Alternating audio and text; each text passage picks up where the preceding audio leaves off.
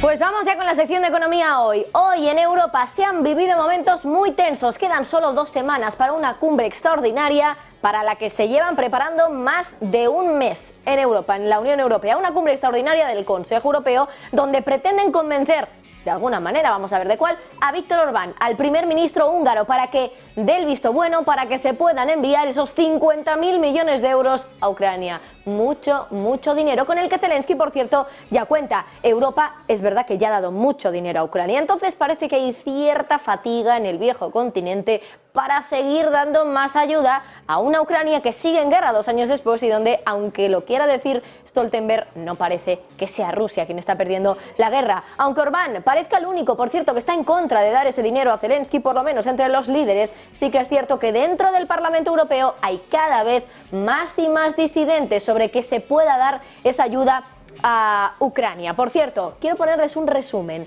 de solo algunos de los mensajes más destacados del día de hoy en el Parlamento Europeo, en esa sesión de debate donde se ha hablado largo y tendido sobre si se tiene que dar o no el dinero a Ucrania, esos 50.000 millones, y sobre si se tiene que seguir dando, porque ya sabemos que esto no para aquí.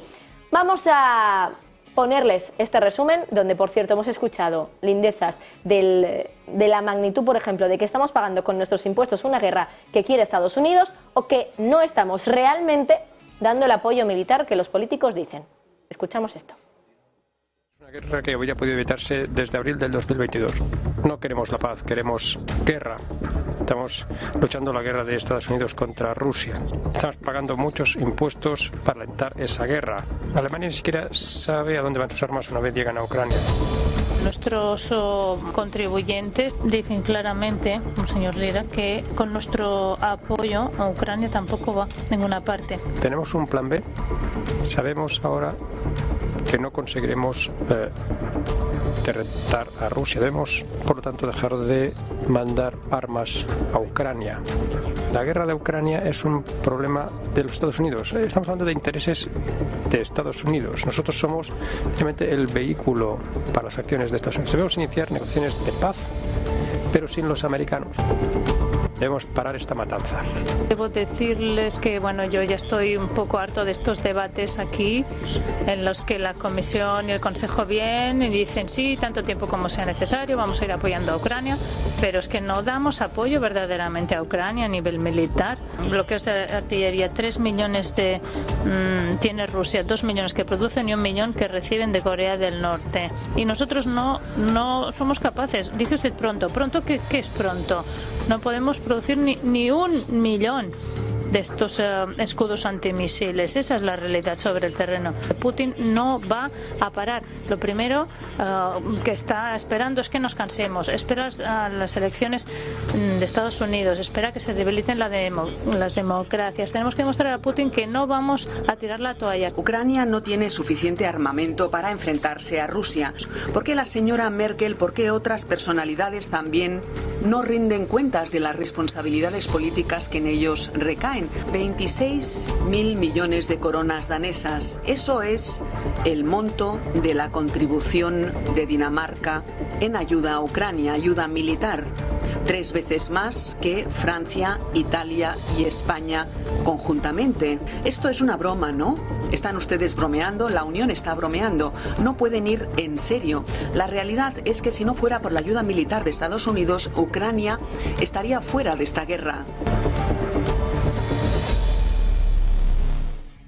Bueno, pues a Europa parece que el sonido de las manijas de reloj cada vez le suena más fuerte cerca de su oído, porque cada vez queda menos tiempo para que ya por fin llegue esa cumbre extraordinaria y tenga que ser ya la hora de la verdad, la hora de que Víctor Orbán elija. Llevamos semanas desde Europa intentando convencerlo de que dé la ayuda a Ucrania, de que dé su brazo a torcer.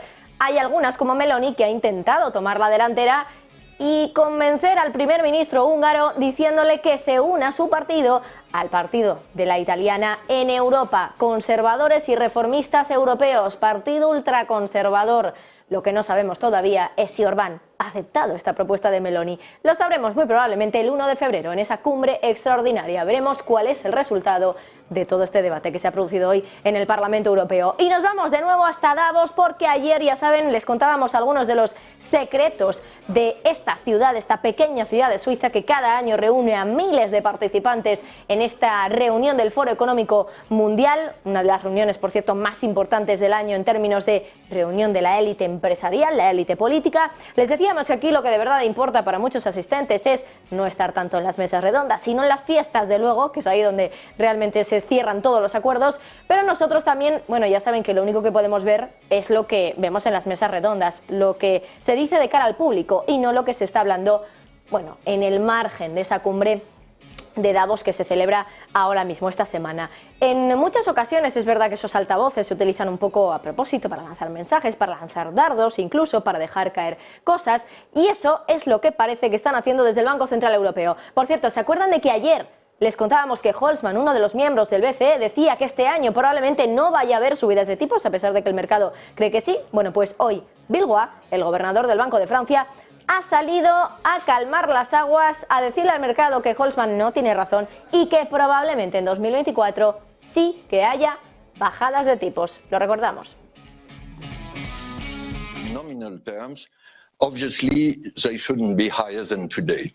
And bearing major surprises, we look at the Middle East, our next move will be a cut probably this year. I will not comment on the season. Why don't I say anything? I said it should be this year, bearing major surprises.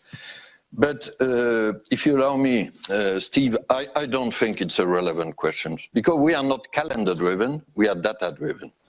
Bueno, aunque digamos que no siempre acierta el señor Villeroy, sobre todo cuando está en Davos, porque el año pasado, por cierto, decía que esperaba que en 2023 la economía de la eurozona no entrara en una recesión técnica, y tuvimos a De Guindos hace no muchas semanas diciendo y confirmando que muy probablemente la tendríamos en la segunda mitad del año. Este viernes, por cierto, se conoce el dato de PIB, así que veremos. De todas maneras, los bancos centrales es cierto que raramente aciertan. Nos lo decía, por ejemplo, ayer uno de nuestros invitados. Pero lo gracioso es que hasta ellos mismos a veces también bromean con el hecho de que raramente aciertan o raramente hacen lo que tendrían que hacer o raramente el objetivo con el que realizan determinadas acciones luego acaba materializándose. Ojo, porque hoy Villeroy ha hecho una broma rara, cuanto menos. Se ha preguntado si el hecho de que ahora se haya conseguido ese soft landing, una economía que no está en una recesión preocupante, donde además la inflación está bajando, se pregunta, ¿esto ha sido suerte o hemos sido nosotros, que hemos tenido mucho talento? Vamos a escuchar cómo lo decía hoy. What was the role, or what is the role of monetary policy in this soft landing? Were we only lucky due to energy disinflation, or were we also talented? Can I stress two facts, at least on the European side, in favor of monetary policy? First, core inflation, excluding energy and food, decreased significantly, in our case from 5.7 to 3.4 already.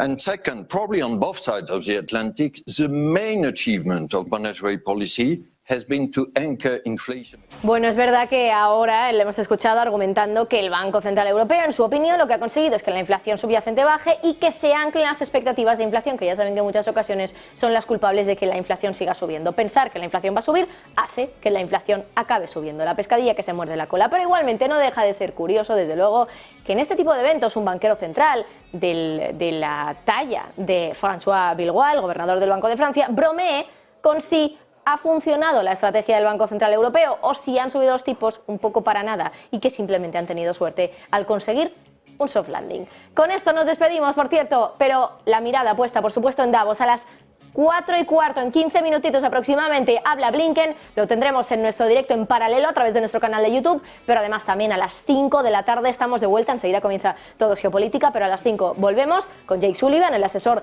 de Seguridad Nacional, y les contamos también qué es lo que ha dicho el secretario de Estado de Estados Unidos, Anthony Blinken, en Davos. Ahora Todo es Geopolítica con Sergio Fernández.